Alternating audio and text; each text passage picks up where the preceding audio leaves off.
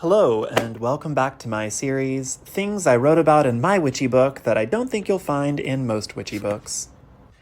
In 2015, there was a listeria outbreak linked to Bluebell brand ice cream products, which meant that for the first time in the company's 108-year history, they recalled products and shut down production.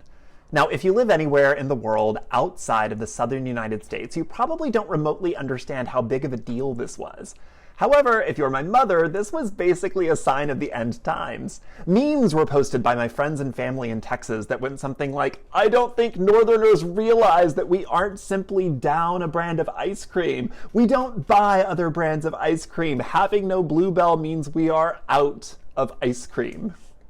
It was almost 4 years before Bluebell returned to shelves in all of its previous markets, and still, I see friends and family posting about how difficult it is to obtain at times.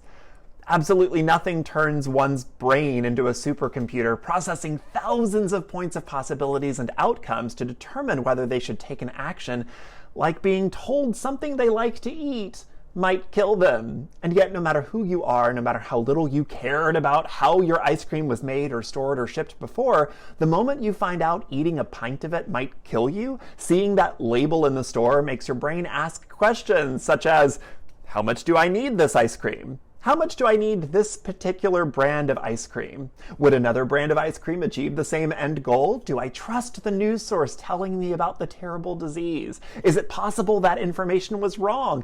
Have I suddenly become an expert on foodborne pathogens in the last 30 seconds? Should I assume the risk and do it anyway? Would my great-grandmother rise from her grave to haunt me if I chose another brand? Do I know a good exorcist?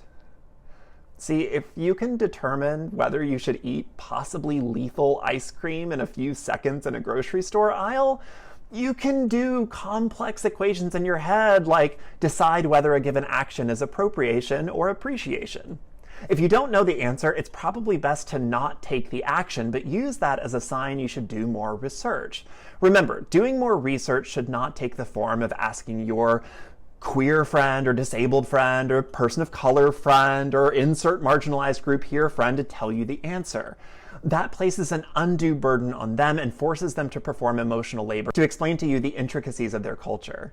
Seeking out an own voices friend can be a fine way to engage with the topic further, but it should be done after you have undertaken your own research, and only with their permission, as they are well within their rights to tell you no.